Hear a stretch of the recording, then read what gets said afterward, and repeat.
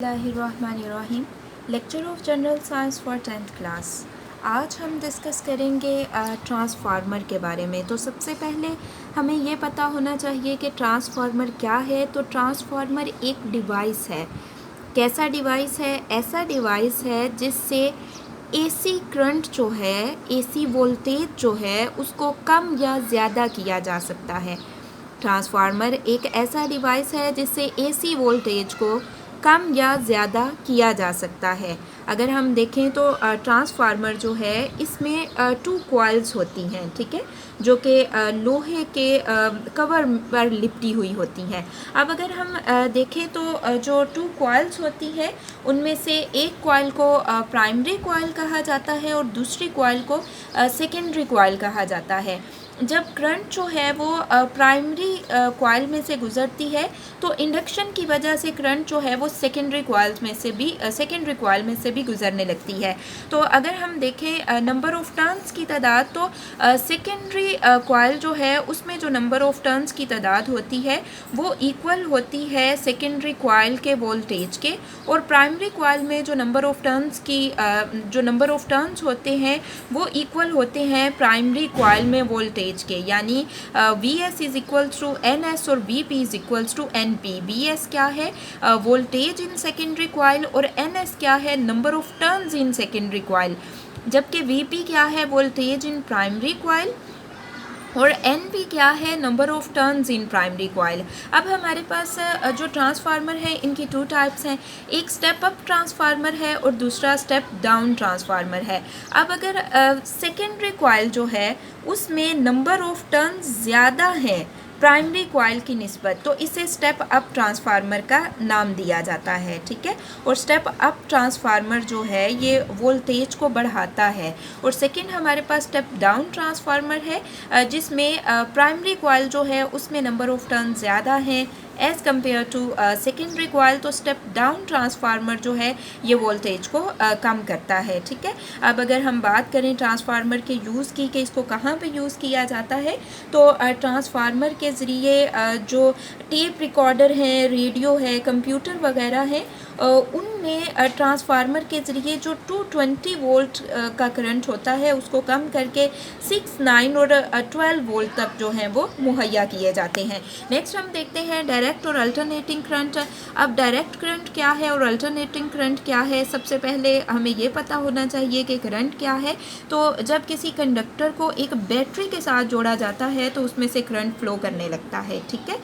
अब direct current क्या है और अल्टरनेटिंग करंट क्या है? डायरेक्ट करंट वो करंट है जो एक ही सिम्त में चलता है, जबकि अल्टरनेटिंग करंट जो है वो अपनी सिम्त जो है, अपनी डायरेक्शन जो है उसको चेंज करता है, ठीक है। बार बार अपनी सिम्त को तब्दील करने वाले करंट को अल्टरनेटिंग करंट का नाम दिया जाता है। नेक्स्ट है जी हमारे पास डीसी और एसी का इस्तेमाल, कि कहाँ कहाँ पे डायरेक्ट करंट यूज़ होती है, कहाँ कहाँ पे अल्टरनेटिंग करंट यूज़ होती है।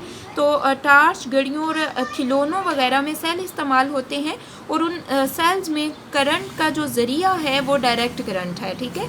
कार की बैटरी की अगर हम बात करें तो वो डीसी मुहैया करती है, यानी डायरेक्ट करंट मुहैया करती है। अब अगर हम बात करें तो दूर दराज से जो इलेक्ट्रिसिटी सप्लाई के ज़रिए, यानी सप्लाई तारों के ज़रिए लाई जाती है, उसका जो वो बेसिकली अल्टरनेटिंग करंट होती है, ठीक है। वो क्या होती है? अल्टरनेटिंग करंट होती है। अगर 220 वोल्ट की सप्लाई लाई जाए तो रास्ते में बहुत ज़्यादा इलेक्ट्रिसिटी ज़ाया हो जाती है। ये है कि जब पावर स्टेशन से इलेक्ट्रिसिटी लाई जाती है तो उसका जो वोल्टेज है वो बहुत ज़्यादा होता है, ठीक है। लेकिन फिर क्या किया जाता है कि उस वोल्टेज को कम करके घरों को सप्लाई किया जाता है। दैट्स मीन के 220 वोल्ट तक जो है वो सप्लाई किया जाता है। तो ये काम किसके ज़रिए किया जाता है? ये ट्रांसफार्मर के ज़रिए किया जाता है। अगर हम घरों की इलेक्ट्रिक सप्लाई की बात करें तो ये आपके पास मीटर है। इसमें जो रेड कलर की वायर है ये आपके पास लाइव वायर है, जिसे हम गर्म तार भी कहते हैं, और जो ब्लैक कलर की वायर है ये आपके पास न्यूट्रल वायर है, जिसे हम ठंडी तार भी कहते हैं। अब जो आपके पास लाइव वायर है ना, बेसिकली करंट का सोर्स ये है, ठीक है। लाइव वायर जो है इसमें जो वोल्टेज होता है वो 200 टू 220 वोल्ट के दरमियान में होता है, जबकि ये जो न्यूट्रल वायर है इसकी जो इसका जो वोल्टेज है वो ज़ीरो होता है। तो दोनों वायर्स के दरमियान में पोटेंशियल डिफरेंस कितना हुआ, 220 टू 200 वोल्ट तक का पोटेंशियल डिफरेंस होता है दोनों वायर्स के दरमियान में। नेक्स्ट आपको एक थर्ड वायर भी नज़र आ रही है, और ये थर्ड वायर जो है इसको अर्थ वायर कहा जाता है, और ये जो अर्थ वायर होती है ये प्रोटेक्शन के लिए होती है। ठीक है, सो अब हम देखते हैं यहाँ से जो क्वेश्चंस बनेंगे वो आप नोट करें। क्वेश्चन नंबर 1 है ट्रांसफार्मर की तारीफ करें। तो यहाँ से यहाँ तक आपके पास ट्रांसफार्मर का आंसर है। नेक्स्ट आपके पास है क्वेश्चन नंबर 2, स्टेप अप और स्टेप डाउन ट्रांसफार्मर में फ़र्क करें। तो जी ये आपके पास यहाँ से यहाँ तक स्टेप अप ट्रांसफार्मर है, जबकि यहाँ से यहाँ तक आपके पास स्टेप डाउन ट्रांसफार्मर है। नेक्स्ट है हमारे पास क्वेश्चन नंबर 3, डायरेक्ट और अल्टरनेटिंग करंट में फ़र्क करें। तो ये आपके पास डायरेक्ट करंट है, ऐसा करंट जो हमेशा एक ही सिमत में चलता है डायरेक्ट करंट कहलाता है। सेकंड आपके पास अल्टरनेटिंग करंट है, बार बार सिम तब्दील करने वाले करंट को अल्टरनेटिंग करंट कहते हैं। ऐसा करंट जो अपनी डायरेक्शन चेंज करता है उसे अल्टरनेटिंग करंट का नाम दिया जाता है। नेक्स्ट आपके पास है क्वेश्चन नंबर 4, घरेलू इलेक्ट्रिक सप्लाई पर नोट लिखें। तो इसका आंसर यहाँ से यहाँ तक है। ठीक है, यहाँ से यहाँ तक।